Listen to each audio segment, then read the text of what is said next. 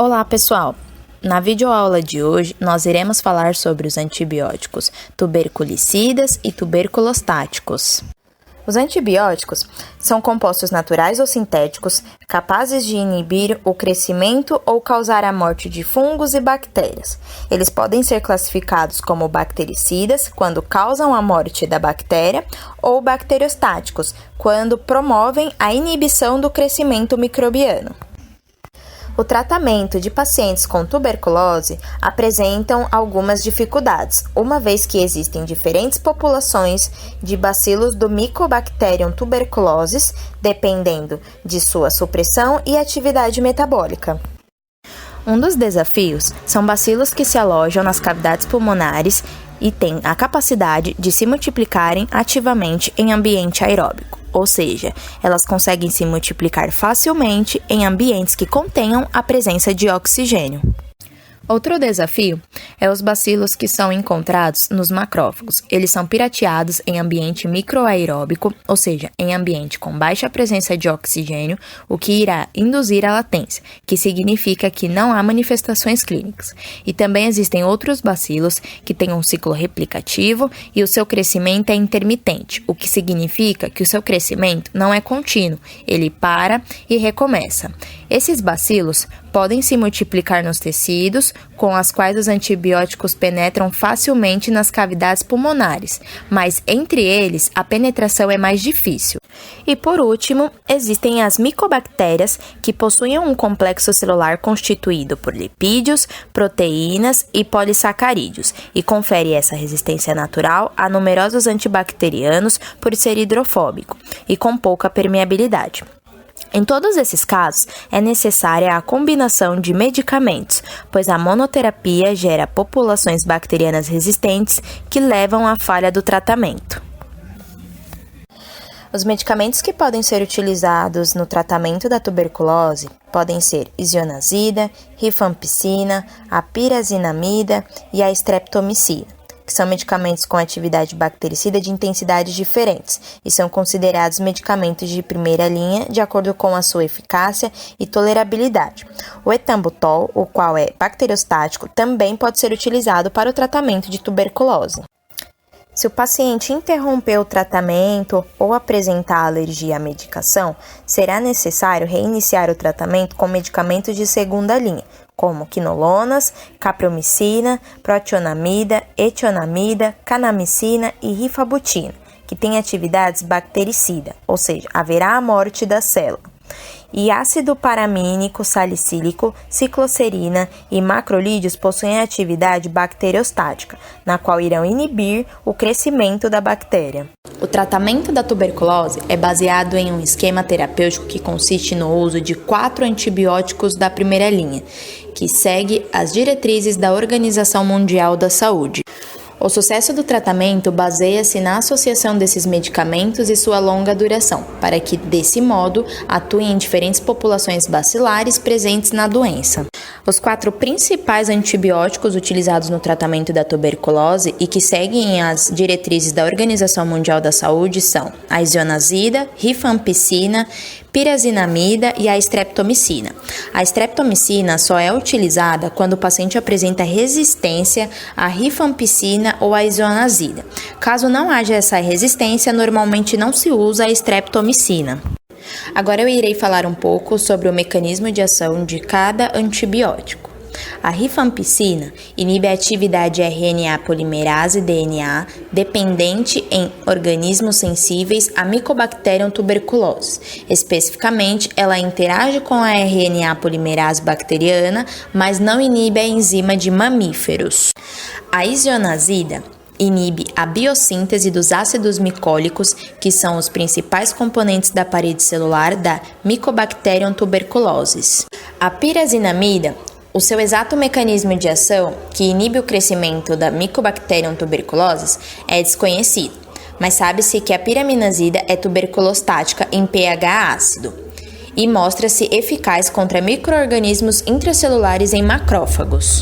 A streptomicina liga-se à fração 30S dos ribossomos, inibindo a síntese proteica, ou seja, haverá a morte da bactéria, ou irá produzir proteínas defeituosas.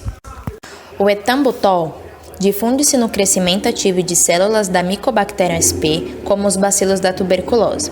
Ele parece inibir a síntese de um ou mais dos seus metabólitos, causando assim o comprometimento do metabolismo celular, a detenção de multiplicação e morte celular.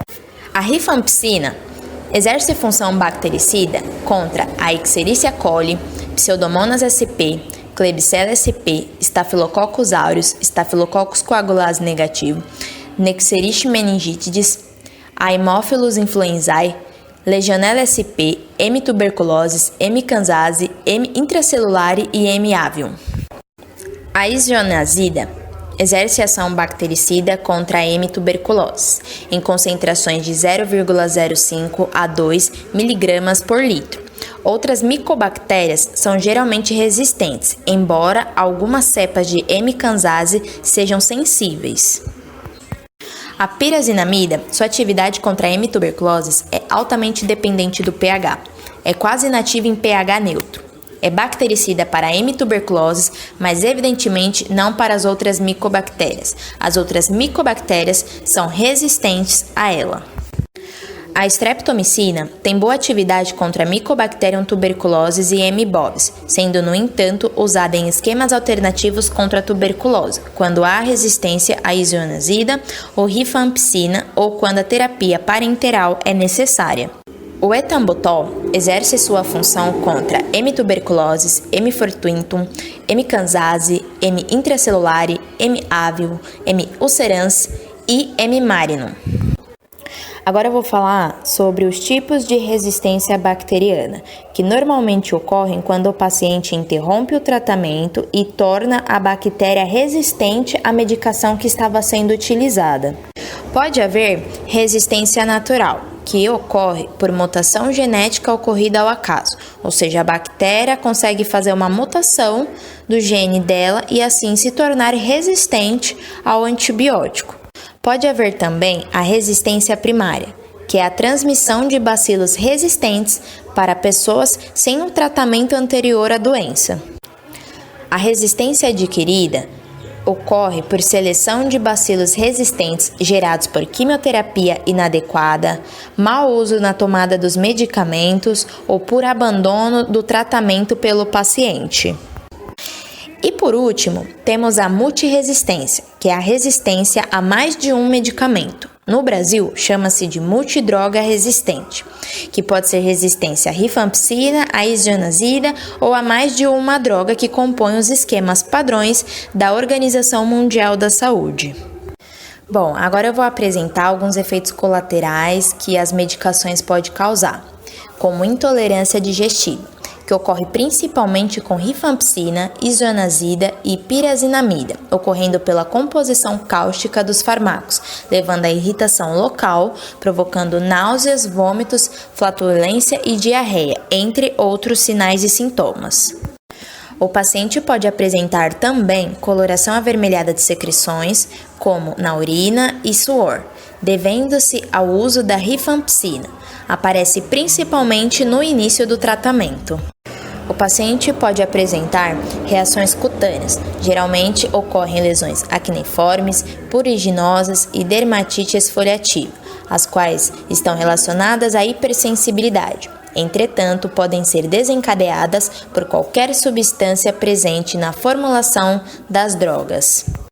Pode haver também atralgias e gota, causada pela pirazinamida, que associa-se ao aumento de excreção de ácido úrico.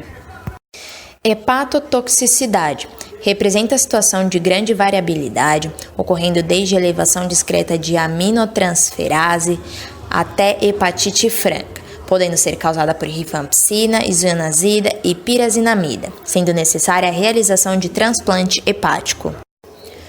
Quando a própria droga ou seus metabólitos levam à reação, ocorre lesão hepatocelular, que é necrose, inflamação e edema.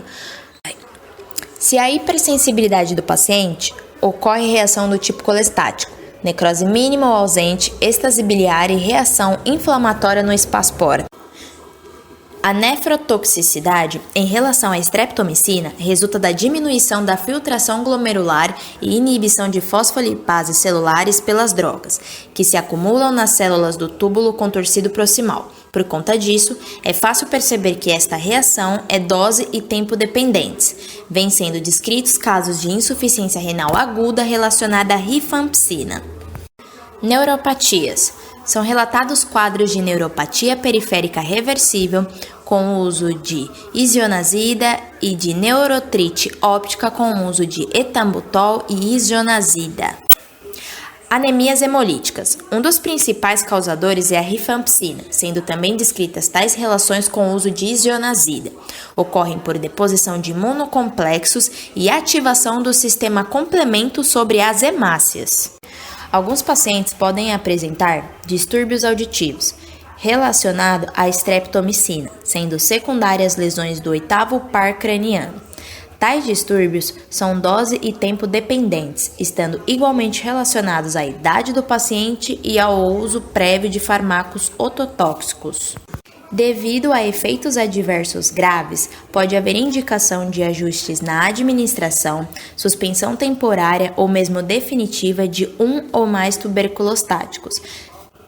São efeitos que indicam interrupção do tratamento, hipersensibilidade cutânea, alterações auditivas, distúrbios do sistema nervoso central, nefropatias, rabdomiólise, alterações hematológicas e de hepatotoxicidade.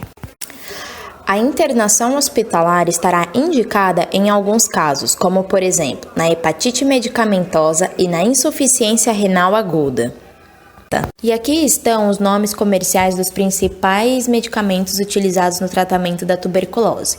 Rifaldin é a rifampicina, fluodrazin, isonazida, pirazinamida, streptomicina FERP, streptomicina e o miambutol é o etambutol. Galera, por hoje é só, espero que tenham gostado da nossa videoaula.